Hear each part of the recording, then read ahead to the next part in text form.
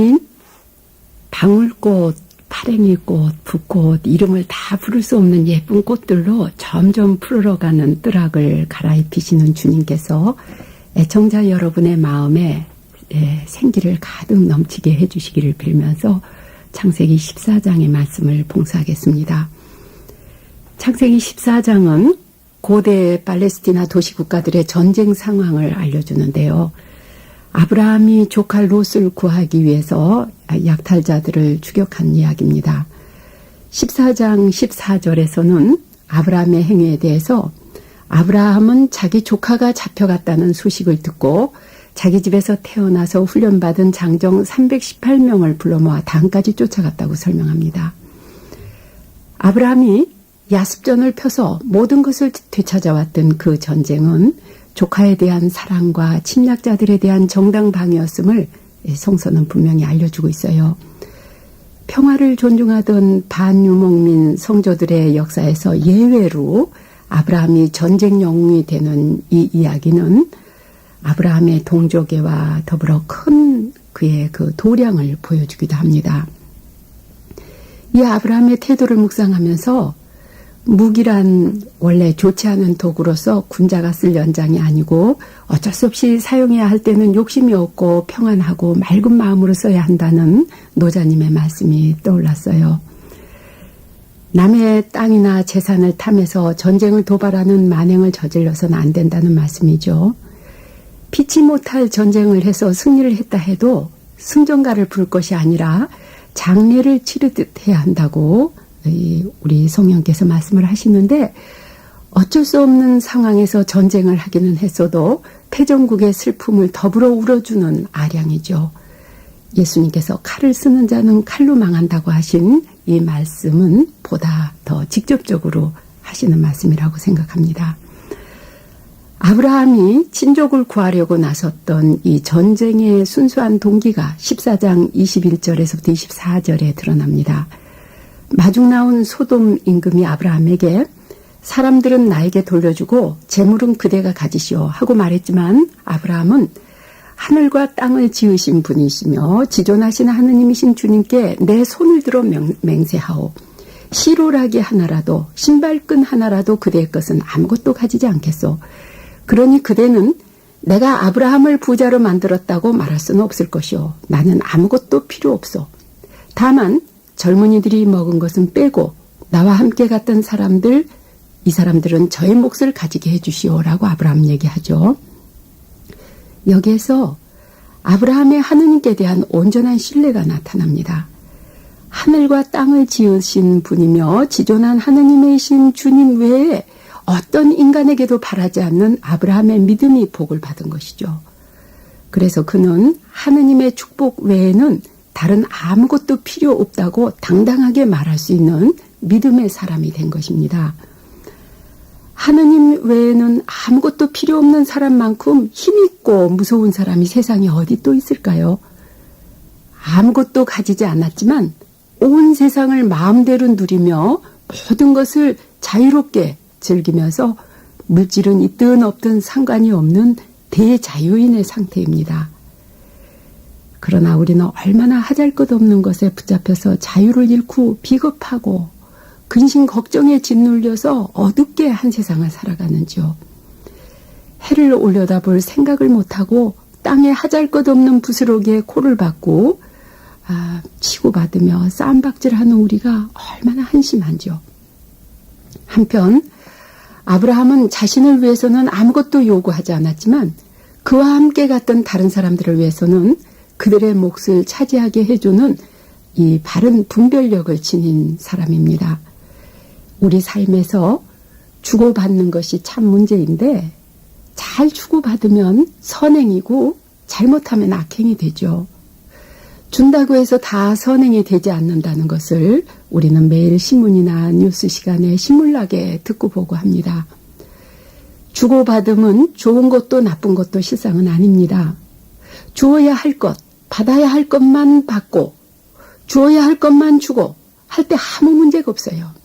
그런데 이와 같은 삶의 기본 행위를 하는 데 있어서 사심, 이 욕심이 끼어들면 거기에 이 마가 따라 붙습니다. 아브라함처럼 하늘과 땅을 지으신 분이시며 지존하신 하느님이신 주님의 이름을 부르며 이 인간의 하찮은 재물과는 비교가 안 되는 전능하신 하느님께 대한 믿음이 없이는 우리는 이 주고받는 문제를 제대로 하기 어렵습니다. 사람이 주고받는 변변치 않는 물질 또는 우리가 그렇게 신경을 쓰고 있는 이 돈까지도 우리가 세상을 뜰 때는 한 푼도 가져갈 수 없는 것이죠. 오직 인간 동물만이 많은 그 동물들 중에서 이 물질과 금전의 올감에 걸려서 생명을 단축하는 어리석음에 빠지고 있어요. 이 재물과 돈의 유혹에서 벗어날 때 비로소 우리는 우리가 살아가는 이 대자연에서 받는 것이 얼마나 풍부하고 또 넉넉한지를 깨우침 받게 됩니다. 대자연에게서 주고받는 많은 은혜를 그때 감사하게 되죠. 햇볕, 물, 공기, 바람, 꽃과 나무, 과일과 곡식, 우리가 헤아릴 수 없이 많은 이것을 우리는 자연으로부터 하느님께로부터 받고 있으면서도 우리는 우리가 받아서는 안 될 것에 지나치게 집착하면서 우리 자신도 못되고 남들도 못되게 그렇게 살아가는 어리석음을 짓고 있습니다. 하늘과 땅을 지으신 분이시며 지존하신 하나님이신 주님께서 주시는 축복 외에는 나는 아무것도 필요 없어라고 하는 이 아브라함의 태도를 우리가 언제나 지닐 수 있도록 이 오늘의 말씀은 우리에게 격려를 해주십니다. 우리 자신이 아브라함처럼 하느님께 대한 진실한 믿음을 지닐 때 우리는 욕심 없는 사람의 자유, 사심 없는 당당한 태도를 지니게 되고 아브라함과 같은 국가의 지도자들이 이 사심 없는 국민 가운데서 나오게 되고 우리 역시 아브라함처럼 축복의 도구가 된다는 것이 오늘의 말씀에 담겨진 메시지입니다. 하늘과 땅을 지으신 분이며 지존하신 하느님이신 주님, 탐욕으로 크게 적게 병이 든 우리 모두에게 하느님의 축복 외에는 나는 아무것도 필요 없어라고 하는 마음에서부터 외치는 사람들이 될 수 있게 하여 주소서. 아멘.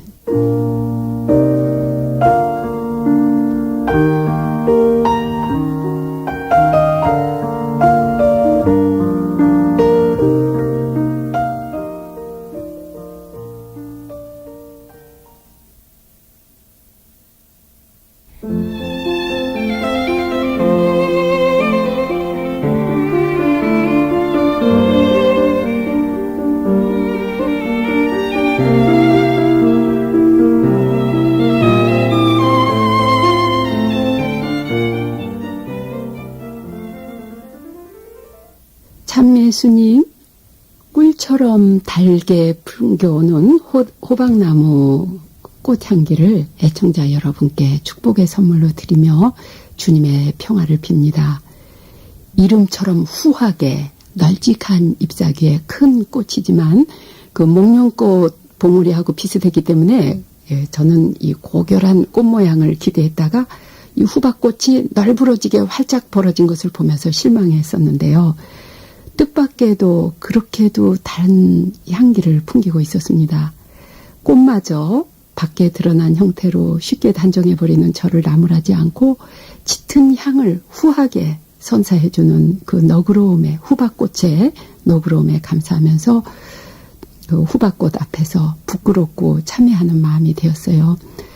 오늘 봉사할 14장, 창세기 14장 17절에서부터 20절의 말씀은 보잘것없는 밀떡과 포도주의 초라한 형상 안에 사랑의 주님께서 현존해 계시는 이 성체성사의 신비를 경축하는 오늘 이 성체성혈 대축일과 관련이 깊은 이 창세기의 구절입니다.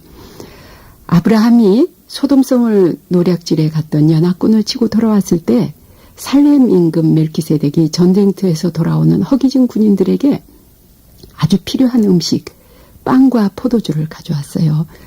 이 14장 18절의 이 말씀, 그는 또한 하느님의 이름으로 아브라함을 축복하였다고 그랬는데 19절의 말씀 들어보겠습니다. 하늘과 땅을 지으신 분, 지존하신 하느님께 아브라함은 복을 받을지어다.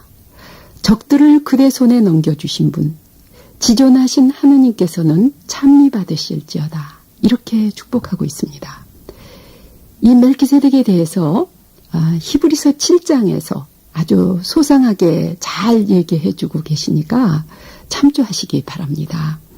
멜기세덱은 이 창세기 14장 전체가 참 성사학에서는 해설하기 어려운 부분이기도 하지만은요, 이 멜기세덱에 대해서는 역에서 딱 한 번 나오고 다시는 나오지 않거든요. 그래서 신비의 인물로 이제 그리스도의 예표라고도 얘기를 하고, 히브리서 저자도 이분에 대해서 멜기세덱에 대해서 아주 길게 좋은 묵상을 하고 계시니까 여러분이 꼭 히브리서 7장을 참조하시기 바랍니다.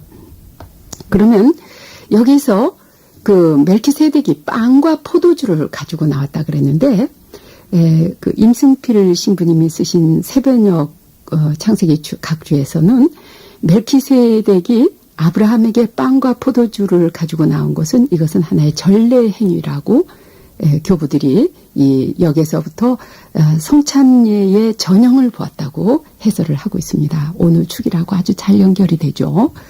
이 성체성사의 신비, 성체 안에 현존하시는 하느님, 빵과 포도주가 아주 보잘것없는 것이지만 이것이 그래서 우리가 마음 놓고 먹을 수 있는 음식이지만 이것이 음식이 되기까지는 아주 잘 연근 그 알맹이들이 파수어져서 짓이겨져서 완전히 형태가 없어지고 포도출에 그 포도확에 술로 짜이거나 또는 이 밀이 갈아져서 빵으로 구워지거나 했을 때 완전히 자기 자신을 파수어 들여가지고 먹히우는 음식으로 주시는 이 주님의 크신 사랑을 우리에게 알려주고 있는 이 모든 것 우리가 함께 묵상할 수 있는 좋은 소재라고 생각이 됩니다. 여기 아브라함이 그 승전하고 돌아왔을 때 멜기세덱이 아브라함에게 그 축복을 하는 그 말마디는 19장에 하늘 그 14장 19절에 하늘과 땅을 지으신 분, 지존하신 하느님께 아브라함은 복을 받을지어다. 적들을 그대 손에 넘겨주신 분, 지존하신 하느님께서는 찬미 받으실지어다. 이렇게 얘기를 하고 있거든요. 그러니까 아브라함은 그에게 가진 모든 것 중에서 10분의 1을 사례로 드렸어요. 그래서 멜기세덱이 아브라함보다 훨씬 높은 분이라고 히브리서 저자는 묵상을 하고 계시는데, 이 아브라함에게 멜기세덱이 준 이것은 이 음식의 축복과 더불어서 하느님 말씀의 축복인 것입니다. 성체 성혈 대축일을 맞이하는 오늘 우리가 정말 그 필요한 모든 사람들에게, 특별히 굶주려 있는 우리 북한 동포들과 함께 음식을 함께 나눌 때, 우리의 먹거리를 함께 나눌 때 이것은 주님의 성체를 나누는 거룩한 행위가 된다는 것.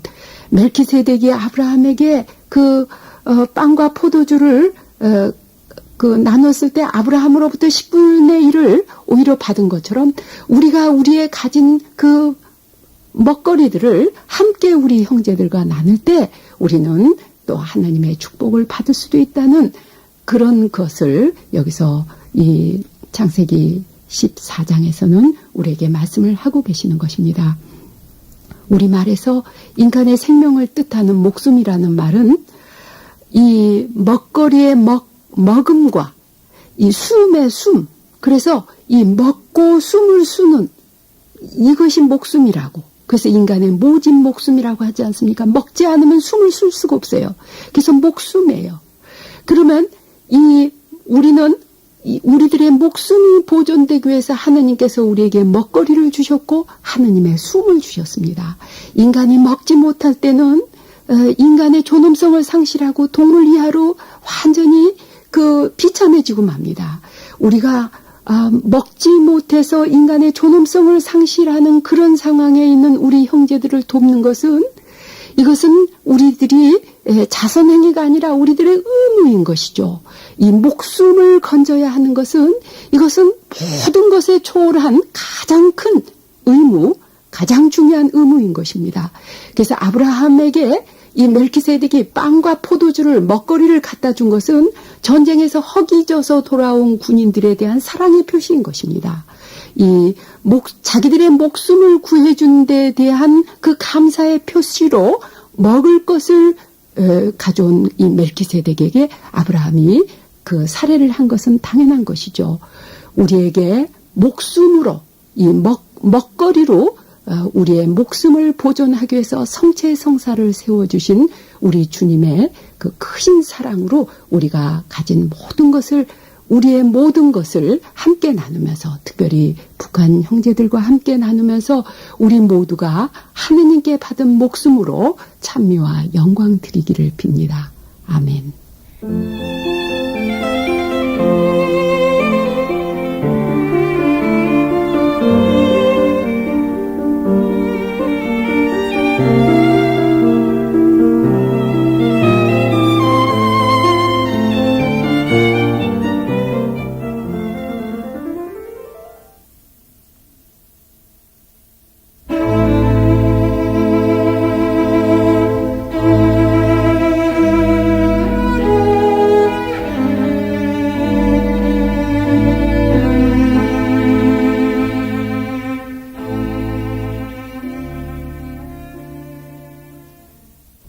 예수님, 태양계의 작은 별인 지구에서 더 작은 동아시아, 더 작은 한반도 한모퉁이, 서울 성북구 정릉 3동 산 1에 15번지에 자리한 저희 수녀회 군의 가톨릭 성서 모임 교육원 옥상에서 밤하늘에 별을 헤아리며 광활한 우주에 그 쏟아지는 별빛을 애청자 여러분께 축복의 선물로 보내드리면서 창세기 15장의 말씀을 봉사하겠습니다. 창세기 15장 1절에서는 아브라함아 두려워하지 말아라, 이렇게 하느님께서 말씀하고 계시는데, 이 말씀으로 아브라함의 어떤 두려움과 이 좌절에 빠져 있었다는 것을 암시해 주기도 합니다. 이어지는 15장 2절 3절에서는 아브라함이 얘기를 하죠. 주 하느님, 저에게 무엇을 주시렵니까? 저는 자식이 없이 살아가는 몸, 제 집안의 상속자는 다마스커스 사람 엘리에젤이 될 것입니다. 이 아브라함의 대답에서 아브라함의 두려움의 이유가 무엇인지 알 수 있죠. 아브라함은 하느님께 거듭 아뢰기를, 저를 보십시오. 당신께서 자식을 주지 않으셔서 저의 집종이 저를 상속하게 되었습니다 하면서 고민을 하소하고 있어요. 그러자 주님께서는 그의 종이 아니라 그의 친자식이 상속하리라고 하시면서 그를 밖으로 데리고 나가서 하늘을 쳐다보아라. 내가 셀 수 있거든 저 별들을 세어보아라. 너의 후손이 이와 같아지리라 하고 15장 5절에서 말씀하고 계십니다. 하느님께서 아브라함에게 시청각 교육을 시키시는 장면이죠. 여기서 그를 밖으로 데리고 나가셨다는 이 5절의 말씀은 그가 머물던 텐트 밖으로라고 할 수도 있겠지만 그 자신 밖으로, 자아를 벗어나서 자기 자신 밖으로라는 의미도 된다고 봅니다. 하느님의 말씀을 받아들이려면 지금까지 머물러 있던 자기 고집과 편견을 버리고 자아 밖으로 나와야 한다는 것을 암시하는 말씀이죠. 자아 밖으로 나와야만 하느님의 말씀을 보증해지는 그 하늘의 별들을 비로소 볼 수 있을 것입니다. 자기 밖으로 나온 다음에서야만이 하늘을 쳐다볼 수가 있는 것이죠. 모든 동물은 먹이를 찾기 위해서 거의 땅을 내려다보면서 살고 기껏 그 동물끼리 서로 눈높이에서 바라보는 것이 고작입니다. 오직 인간만이 하늘을 쳐다보면서 별을 헤아리면서 생각하는 존재이죠. 그런데 인간이라 할지라도 땅만 보거나 인간 서로만을 바라볼 때는 그 동물성 그 이외에는 더 이 하느님성을 찾아보기가 어려워집니다. 그래서 동물들처럼 먹이를 두고 싸움을 벌이고 자리 뺏기, 착착 찾기, 두구리 틀기, 이 눈높이에서 뱅뱅 돌 뿐입니다. 요즘 쏟아져 나오는 많은 영화, 인쇄물, 시청각 자료들이 사람의 눈높이를 거의 벗어나지 못하는 것이 태반인 것은 인간 세상을 위해서 참으로 염려스러운 일이 아닐 수가 없습니다. 애청자 여러분께서도 속상해하고 두려워하고 고민하고 좋아하고 싫어하는 모든 일들, 이 근심 걱정들을 한번 다 적어보세요. 이 모든 것이 어느 높이에 있는지, 제 눈높이에 있는 것인지 아니면 눈 아래에 있는 것인지를 주님께서 오늘 우리에게도 창세기 15장 5절의 말씀으로 하늘을 쳐다보라고 하십니다. 심한 공해로 밤하늘이 뿌옇게 흐려서 별들이 보이지 않는 도시에서일지라도 마음으로 하늘을 쳐다볼 때 희망의 빛을 받으시게 될 것입니다. 창세기 15장 6절에서는 아브라함이 주님을 믿으니 이를 저에게 의덕으로 삼아주셨다고 하셨어요. 하나님께서 그의 믿음을 의덕으로 삼아주셨다. 구원해 주셨다는 말씀입니다. 이 아브라함의 모습은 이제부터 그 하느님을 믿어나가는 그 아브라함의 모습이요, 그 옆에 다른 아무도 없이 하느님만 계시는 듯이 그렇게 여겨지기도 합니다. 아브라함을 쭉 창세기에서 읽으면 말이죠.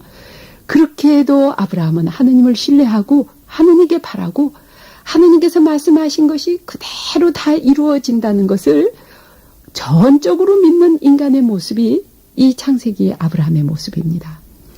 아브라함처럼 완전한 사랑으로 맺어진 이 아버지와 아들과의 관계를 하느님께서는 처음부터 우리들에게도 주셨다는 것이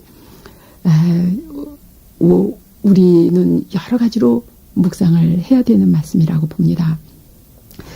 오늘의 이 말씀은 우리 자신의 현재 모습이 어떠한지 반성하게도 해주시는 말씀입니다.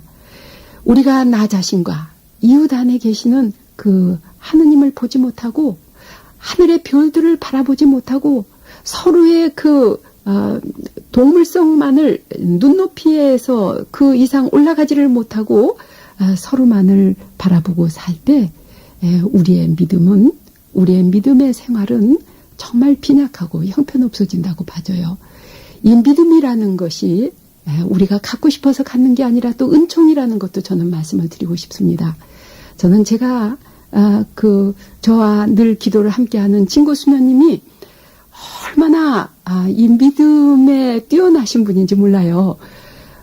얼마나 놀랍게도 믿는지요. 아주 오래전에 제가 그 수녀님께 감탄을 하면서 수녀님 어떻게 해서 그렇게 믿을 수가 있어요? 하고 물었더니 그 수녀님 얘기가 저는 이 믿음을 구하기 위해서 10년 동안 기도를 해서 받았어요. 하고 말씀을 하셨어요. 그때가 저는 10년도 더 넘은 오래전이라고 생각됐는데 깜짝 놀랐습니다. 저는 어려서부터 신앙생활을 했기 때문에 저한테는 믿음이 있다고 의심하지 않았는데 그 수녀님도 저와 똑같이 어려서 신자지만 10년을 믿음을 구하셨다고 하는 그 말을 듣고 저도 그때부터 주님께 믿음의 은혜를 구하기 시작했어요. 주님, 아브라함과 같은 이 믿음의 은혜를 주세요. 제가 성서 모임에 말씀에 봉사를 하면서도 그 수녀님 같은 믿음이 없었기 때문에 저는 간절히 믿음의 은혜를 구했는데 아마 지금 횟수를 세어보지는 않았지만 지금 10년 넘은 것 같습니다. 지금 아마 비슷하게 그 수녀님 비슷하게 믿음이 조금은 그 은혜를 주신 거라고 생각이 됩니다. 여러분께서도 이 아브라함처럼 하늘의 별을 바라다 볼 수 있는 그 마음의 여유가 없으시고 믿음이 없으신 분은 오늘부터 은혜를 청하시기 시작할 때 이 믿음의 은혜를 반드시 주님께서 주신다고 저는 믿습니다. 창세기 15장 6절에 나오는 아브라함의 믿음은 일순간 그 은혜로 주시기도 하지만은 이렇게 오랫동안 기도할 때 주시는 그 은총이라는 것도 생각을 하면서 애청자 여러분께 이 사랑의 하느님께서 아브라함의 믿음과 같은 믿음을 여러분 안에 지니게 해주시면서 의덕으로 삼아주시기를 빕니다. 아멘.